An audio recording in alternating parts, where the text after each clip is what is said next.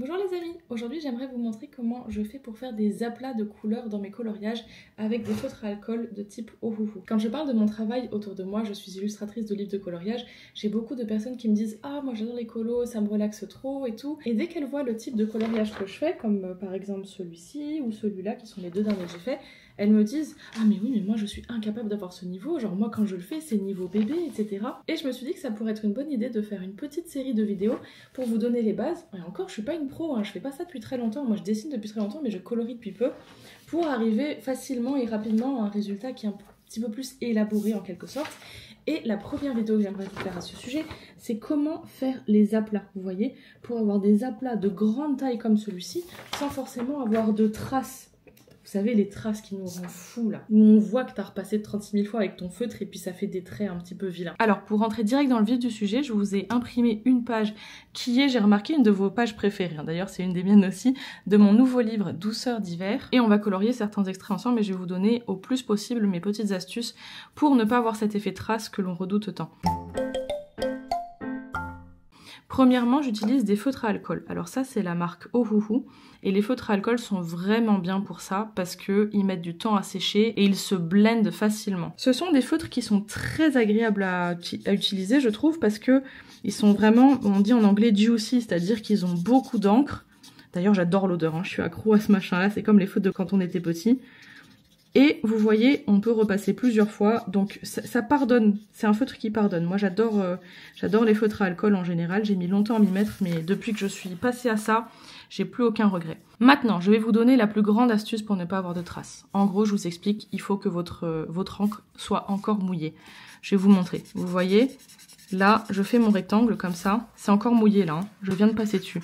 Et bien si je repasse, vous voyez l'eau, enfin l'alcool plutôt, vous voyez la matière.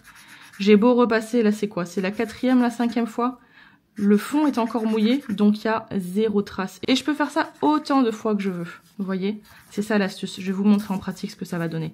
Là par contre, là ça a eu un peu le temps de sécher. Et si j'essaye de passer, vous voyez, hop, là ça commence à faire des traces et là ça commence à se voir. Ça peut être très utile pour certains effets, attention. Et on peut aussi le rattraper en faisant un petit peu un dégradé comme ça, vous voyez. Ça c'est encore d'autres techniques, je vous le montre un petit peu ici. Mais globalement ça sera plus dur à rattraper. Je vais vous montrer avec le fond de ce renard qui est un petit peu élaboré. Cette astuce marche très bien pour les gros aplats, ainsi que pour les fonds un petit peu... avec les fonds avec pas mal de détails et pas mal de contours comme ça. Bon, en général, avant de colorier mon aplat, j'essaye de réfléchir de manière un petit peu stratégique. Je le fais pas tout le temps, mais c'est devenu un petit peu inconscient, je dirais. En général, je pars de gauche à droite, parce que comme ça, vu que je suis droitière, j'ai pas ma main qui va décaler la peinture de ce côté et ensuite faire plein de traces. Si vous êtes gaucher, du coup, pensez à faire dans l'autre sens. Je pars de gauche à droite et je fais des traces comme ça. Sauf que, vu qu'il y a l'étoile, je vais devoir la contourner. Je vais vous montrer tout de suite par l'expérience, par la pratique. Donc vous voyez, je passe comme ça. Hop. On fait en live, hein, je vous ferai pas de voix off, je vous fais la voix directe. Et là, ce que je fais, c'est, vous voyez, je suis obligée de me concentrer un peu sur le haut, comme ça. Mais j'ai pas envie que mon bas sèche. Donc, de temps en temps, je vais repasser vite fait un coup sur le bas, comme ça. Et je vais pouvoir... Voilà, vous voyez, ce haut-là, il est géré parce que le contour, on est arrivé jusqu'au contour. Aussi, faites attention, moi je fais des livres de coloriage avec des traits un peu épais, justement pour ça. Mais si les traits sont fins, faites attention à ne pas aller jusqu'au bout du trait parce que sinon ça va déborder, parce qu'il faut savoir que le feutre à alcool déborde. Et vous voyez là, j'ai divisé ma zone de travail en deux. Et comme je vais remonter en haut, bah, je repasse quelques fois en bas comme ça pour que ça reste bien mouillé. Et là, hop, je peux remonter tranquille. Et j'ai quelques secondes pour travailler. Je vous l'accélère pas, hein. Là, c'est vraiment en temps réel pour que vous puissiez vous rendre compte. Et là, je me dis, oh, ça fait un moment que j'ai pas travaillé vers le bas. Alors, je vais repasser 2-3 coups sur ma lisière, là. Et hop, vous voyez quand je reviens, tranquille. Là, j'ai même attendu un petit peu. Donc, vous voyez que c'est devenu un peu plus foncé. Mais ce que je fais... bah, c'est que je repasse une deuxième fois, vous voyez, hop, et je le fais par petits traits, comme ça fait des aplats pas trop forts. Comme quoi, c'est jamais parfait, même moi je fais des boulettes. Là, je suis en train de vous expliquer, donc je suis pas aussi concentrée que d'habitude. Et là, ça y est, cette partie, elle peut sécher tranquillement, donc j'ai plus que celle-là, dont il faut que je me soucie. Mais on va quand même faire tout le dessin ensemble, comme ça vous vous rendrez compte, et ça vous permettra de voir quand il y a des petits détails, des trucs comme ça. Donc là, vous voyez, je mouille bien. Après, je dis mouillé, c'est pas de l'eau, c'est de l'alcool qu'il y a dedans, mais vous comprenez. Hein. En gros, il faut que ça soit bien humide, quoi. Voilà. Et là, j'ai la main très très légère. J'appuie vraiment très peu fort. Parce que comme je dis, ils ont tellement d'encre, ça sort tellement facilement qu'on s'embête pas, quoi. Surtout quand c'est des petites zones comme ça. Alors là, vous voyez, j'ai pas fait l'effort de particulièrement humidifier à droite, mais parce que je sais que je suis en train de travailler sur une toute petite zone et je vais y revenir très vite. Mais c'est quelque chose qui viendra avec l'expérience. Et en fait, plus les zones sont grandes, plus il faut gérer l'humidification de la zone qu'on travaille pour éviter les traces quand on y reviendra. Là, hop, ça commence à s'agrandir à nouveau. Donc je refais toujours la même technique. J'appuie un peu plus fort parce que c'est plus grand. Mais j'humidifie bien.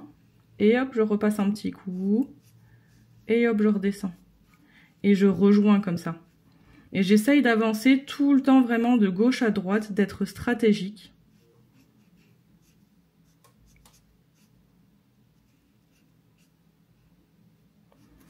Si vous voyez des lignes qui apparaissent au fond, je ne sais pas si vous les verrez à la caméra, ce sont les lignes du papier brouillon que j'utilise en dessous.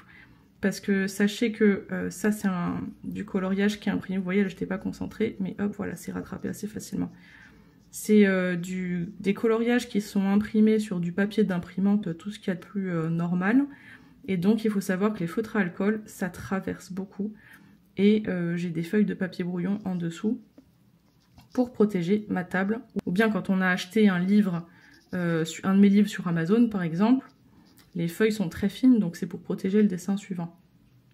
Et vous voyez comme ça, en quelques minutes, on est arrivé au bout de notre forme et on a 0 trace. Est-ce que vous voulez que je vous en fasse un deuxième? Je vais aussi vous balancer une autre astuce. Je ne sais pas si vous verrez, mais ici, là, j'ai un tout petit peu débordé.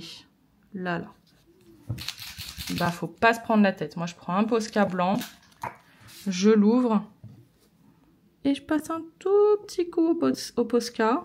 Et voilà, on ne voit plus rien. Allez, quelle case on fait? Je vous laisse choisir. Choisissez dans les commentaires. Allez, je vous propose de partir sur le petit pingouin et on va utiliser la couleur Y130 moutarde. À nouveau, c'est la marque Ohuhu. Il faut aussi savoir que cette astuce que je vous donne, c'est une astuce qui est appropriée pour les feutres à alcool en général. Je m'y mets, hein, je papote avec vous en attendant. Pour les feutres à alcool en général, mais toutes les marques ne se valent pas. Moi, j'en ai pas testé énormément. J'en ai testé quelques-unes. Je sais que les feutres de chez Action sont pas mal populaires apparemment. Moi, je les connais pas. J'ai eu des retours de personnes qui galéraient, mais je sais pas s'ils employaient ma technique et de la même manière. Donc, vous voyez là, on a encore cette division du fond et vous allez me voir travailler successivement en haut et en bas. Parce que si je plaque tout le haut et que je travaille qu'en bas, ça va sécher. Et ensuite, je vais avoir des traces en haut. Et les traces, j'aime pas ça. Donc voilà, moi, les exemples que je vous montre sont réalisés avec la marque Ohuhu. Je suis pas du tout payée ou sponsorisée pour vous raconter ça. Hein. Je les ai payés et je sais qu'ils peuvent coûter un peu cher. Même si jamais vous êtes de ma génération et que vous avez connu l'époque où Ohuhu n'existait pas, où les feutres à Action n'existaient pas, et il n'y avait que les pro marqueurs ou les Copic, là vous saviez qu'il fallait vendre un rein pour vous acheter une toute petite boîte. Ils sont super quali, cela dit, hein. Je crache pas du tout dessus, mais c'était pas du tout dans mon budget. Et j'étais donc bien contente quand les Ohuhu sont sortis, parce qu'à l'époque, les Ohuhu, c'était la version budget, en fait, des feutres à alcool. Je crois qu'ils avaient révolutionné le game, quoi. Je sais pas si j'exagère en disant ce mot, mais vraiment, si, je pense que je peux. Bon, vous voyez là, j'arrive à un endroit où je suis plus de gauche à droite, là. Bon, ça m'embête un peu, mais je vais continuer ma logique petit à petit, et vous voyez, je vais rattraper, voilà, comme ça, je fais petit à petit. Et après, ça devient comme un petit casse-tête, vraiment, mais agréable. Vous voyez, c'est pas un gros casse-tête où on doit faire des équations, des maths ou quoi. Ça devient plutôt inconscient, mais c'est quand même des petites réflexions, une petite logique à faire. Et c'est très satisfaisant quand on arrive à faire des aplats, voire même parfois des grands aplats sans avoir de traces comme ça.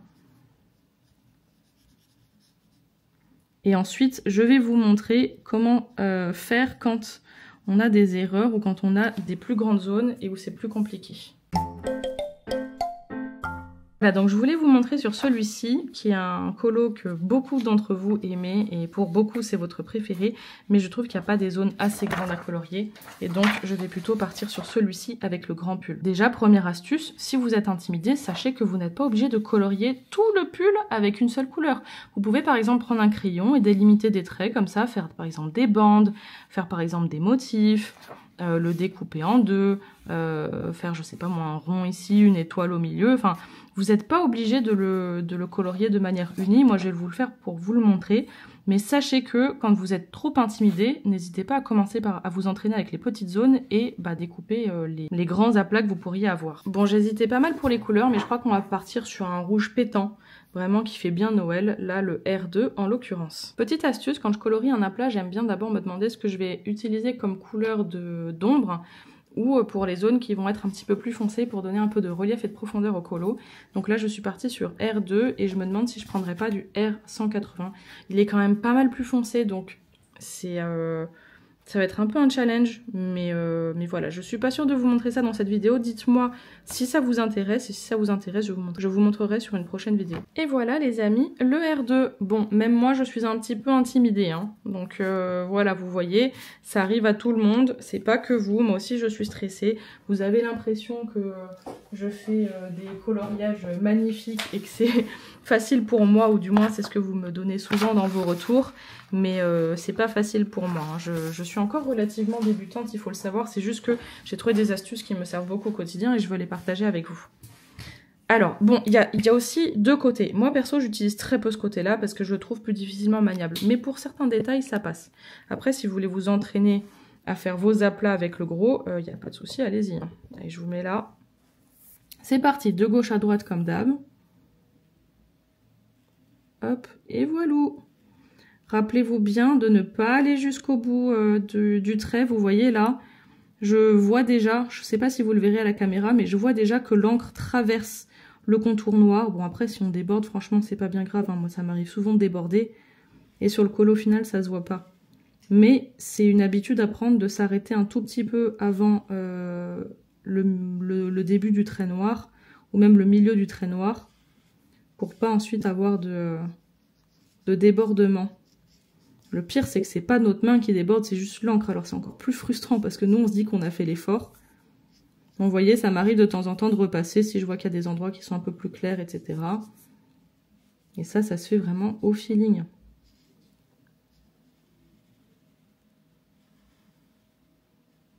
Une autre chose, moi qui m'a énormément aidée, bon, c'est pas pour faire la pub de mes produits, enfin si, techniquement un petit peu, mais c'est d'avoir lancé mes livres de coloriage imprimables. Vous voyez là, j'ai laissé déborder un peu, je suis un peu déconcentrée quand je parle, mais vous me direz, même quand je parle pas, ça m'arrive de déborder, hein, ça arrive à tout le monde.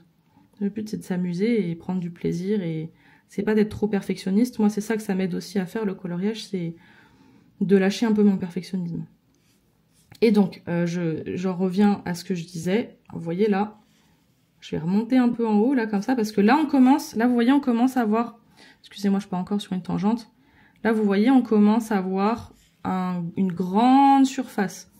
Donc, il faut travailler relativement vite, mais sans forcément non plus se presser, parce que c'est quand on se presse trop qu'on fait les erreurs. Hop, là, vous voyez, il y a des endroits où c'est un peu trop clair, donc j'en profite pour ajouter un peu des traits comme ça. Très léger, et ça refonce sans vraiment faire de traces, parce que c'est pas tout à fait mouillé, et j'appuie pas trop fort non plus. Ça donne un peu de texture, moi j'aime bien. Donc voilà, là, il faut se concentrer, il faut passer plusieurs fois. Et le plus on passe de fois, le moins ça fait des éclats, des aplats un petit peu inégaux comme ça et des zones un peu plus claires. Après, moi, c'est un style que j'aime bien aussi. J'aime bien quand parfois il y a des zones un peu plus claires. Ça permet de faire comme s'il y avait un petit peu des effets de lumière. Ça permet d'amener de l'intérêt dans le coloriage. Par exemple, quand j'ai dessiné le parquet de celui que je vous ai montré tout à l'heure, il y avait des zones plus claires. Et sur un parquet, ce genre de micro-texture, ça fait super, vous voyez. Bref, fin de ma tangente. Moi, ce qui m'a vraiment beaucoup aidé, c'est de lancer mes livres de coloriage en version imprimable. Alors, je sais qu'on n'a pas tous une imprimante à la maison, les amis. Mais peut-être que vous connaissez quelqu'un qui a une imprimante à la maison. Peut-être que quelqu'un de votre famille, vos parents, vos enfants éventuellement, frères et sœurs, tonton, tata ou certains amis. Peut-être que vous avez des imprimantes au taf. Vous pourriez imprimer 1 ou 2 pages par-ci par-là et ça leur ferait pas une grande différence. Parfois, j'ai entendu qu'en librairie ou dans certains tabacs, on peut demander à imprimer quelques pages aussi. Donc voilà, moi j'imprime ça, comme je vous l'ai dit tout à l'heure, sur du papier, vraiment, du papier d'imprimante, tout ce qu'il y a de plus banal, tout ce qui est vraiment pas cher. Et ce qu'il y a d'incroyable avec ce produit, je trouve, c'est que moi là, vous voyez, j'ai pas la pression de rater. J'ai pas la pression d'abîmer mon beau bouquin. Parce que si je rate, bah c'est pas grave, je réimprime. Et en fait, le format imprimable que je fais, je vous le propose pour ça, pour que vous puissiez réimprimer autant de fois que vous vouliez, pour votre usage bien sûr. Le but, c'est pas de le distribuer à tout le monde, je pense que vous le comprendrez et vous l'entendrez, mais pour votre propre usage, si vous ratez, c'est pas grave, vous recommencez, c'est comme ça qu'on s'entraîne. Et même justement, si vous êtes débutant, bah prenez un colo. Je fais de tout dans mes livres, hein. Il y a du complexe, du simple, du grand, du petit. Je vous l'ai montré avec ces 2 exemples. Prenez un colo où il y a un grand aplat comme ça et entraînez-vous. Et si vous ratez, c'est pas grave, vous imprimez à nouveau, vous voyez. Il n'y a pas de stress. Et moi, j'ai un trouble de l'anxiété généralisée et j'ai beaucoup d'anxiété dans ma vie et j'ai tendance aussi à avoir de l'anxiété dans mes passions, dans mes hobbies. Même ceux que je fais bien. Et c'est une pain in the ass d'être anxieux et d'être stressé même dans ses hobbies. Et c'est pour ça que je suis trop contente d'avoir sorti ce produit parce que ça m'a vraiment enlevé une épine du pied, quoi. J'ai vraiment beaucoup de stress. Si je foire, c'est pas grave, je recommence. Tranquille. Voilà, bah comme ça, en papotant, on est arrivé quasiment à la fin. J'espère que ça vous aura aidé de regarder aussi comment j'ai fait. Tout en m'écoutant, bien sûr. Et vous voyez, on y est arrivé, hein. En pas trop longtemps. Là, il y a un petit peu des traces parce que c'était un grand aplat, mais c'est pas des traces dégueulasses de quand on se rate, quoi. C'est vraiment les traces normales du feutre, un peu comme quand on passe l'aspirateur et qu'on voit les traces comme ça. Moi, je l'aime bien parce que je pense que je vais faire une texture un peu maille comme ça, vous voyez, avec des petits traits comme ça. Et avec la texture maille, je pense que les petites stries comme ça, très claires, ça passera très très bien. Mais si jamais vous voulez pas, si jamais vous n'aimez pas, c'est simple, vous attendez un petit peu que ça sèche, ou même pas, vous n'êtes même pas obligé, vous refaites une 2e couche. Et là, vous aurez vraiment plus rien. Sachez que je vais mettre dans la description le lien vers ces feutres, c'est un lien affilié, si jamais vous les achetez via moi, ça vous coûtera le même prix, mais moi ça pourra m'apporter une petite rétribution, ce qui me permet de soutenir mon travail. Et je vous mettrai également, bien sûr, le lien de mes livres dans la description.